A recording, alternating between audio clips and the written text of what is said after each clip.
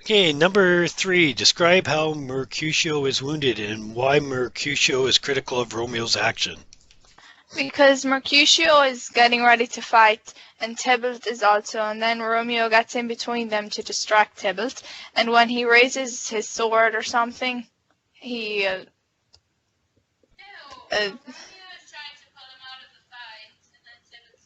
and then Tybalt stabs Okay, Mercutio. now why would Romeo want to break up this fight? Because he doesn't want Tybalt to get hurt because Juliet is his cousin, and Juliet likes Tybalt. Yeah, and it's going to be Romeo's cousin through marriage. Okay, okay oops. Number 4, locate and write out the prince's original 2-line threat punishment for fighting. So 86, lines 86 to, I guess, would be 92 in Act 1, Scene 1. So we can summarize that quickly. The prince said that whoever disturbed the peace next would be killed, right? Mhm. So in light of this statement, do you think Romeo's exile is fair? Explain. Yes? Okay, Geneva, I can't hardly hear you at all. Uh, if it's if your microphone is on, maybe just unplug your headset and plug them back in.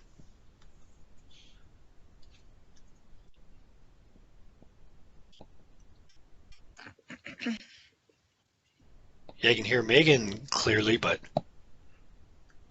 okay, could you speak, Geneva? Can you hear me? Oh yeah, there you go.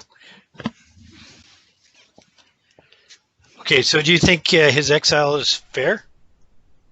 Yes, because he was also part of the fight. Mm-hmm. Okay.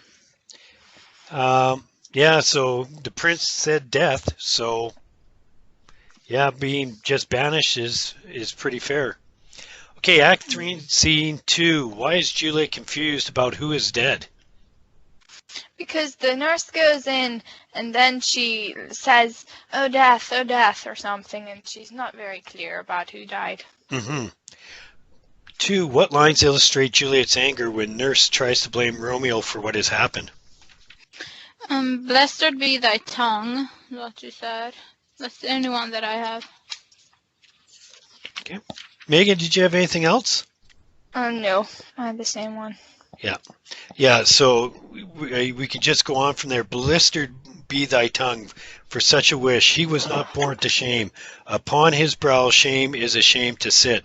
For 'tis a throne where honor may be crowned. So monarch of the universal earth. Oh, what a beast was I to chide at him. Okay. 3. What does nurse think Juliet should do now? And what is Juliet's reaction to the suggestion? Well, at first, the nurse says she should go to her parents, but then when she finds out Juliet doesn't want to, she says she should go to bed, and then she'll bring Romeo somehow.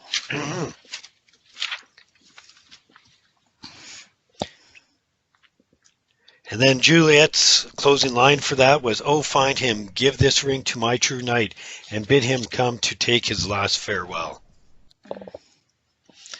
Okay, Act 3, Scene 3. Using direct quotations indicate the depth of Romeo's horror of banishment. Why do you think Romeo reacts this way? It says, ha, banishment, be merciful, see death, for exile hath more terror in his look. He's afraid he will never see Juliet or any of his family again. Is he really concerned about his family? No.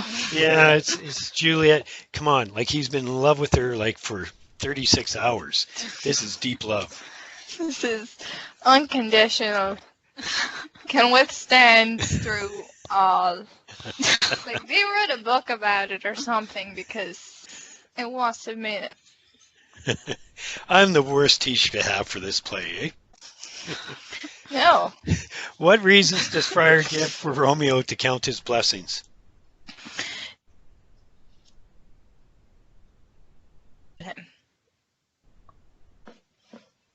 It froze up, Megan. Oh, Again. Sorry, could you say it again, Megan? Oh, Juliet is alive. The prince was merciful and Tybalt didn't kill him. Hmm. Okay. 3. What plan does the friar share with Romeo and Nurse? Romeo should go to Juliet, and they should hide until everything is settled. Then they will ask the prince for a pardon. Okay. 4.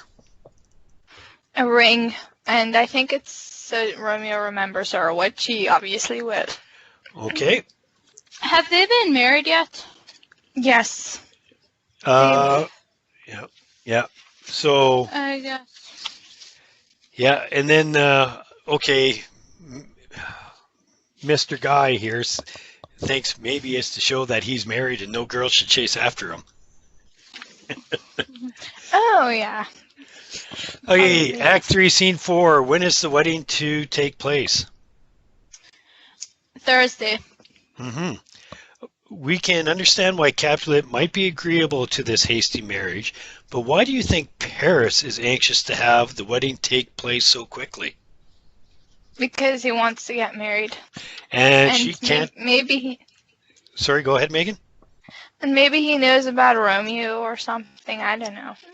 Ensure that she doesn't marry anyone else. Yeah, that's the way I look at it. Yep. Good. 3. Explain the significance of this scene in relation to the events that have taken place so far. Everything might be in vain if this actually happens, the wedding. Mm-hmm.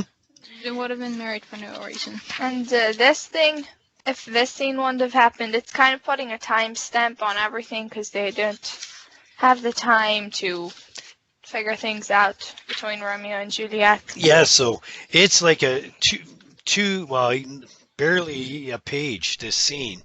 So, but it really changes the whole pace of the play. All of a sudden, it goes from speeding to hyperdrive.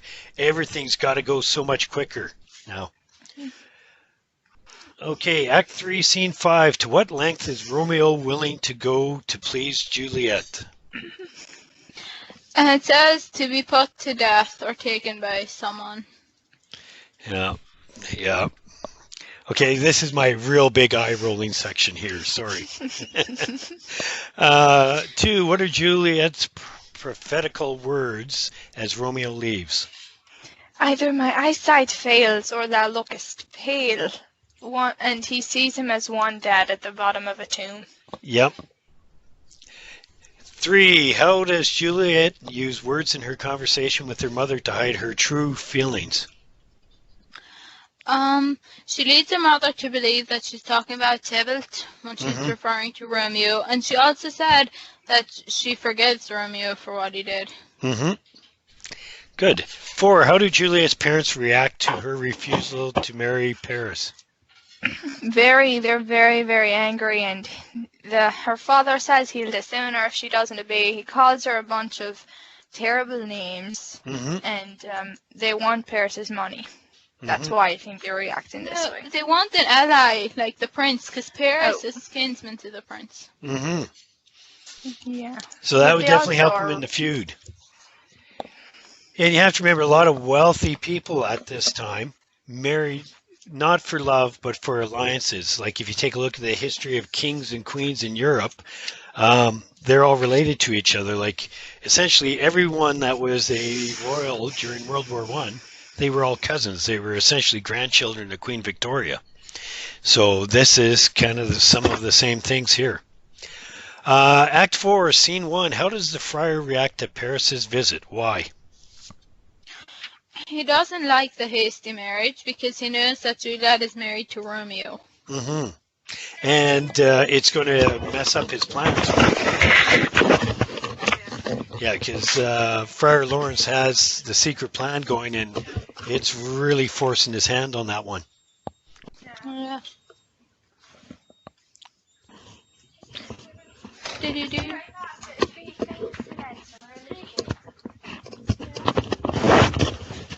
Sarah wanted to know the 3 positives to global warming, but I don't know.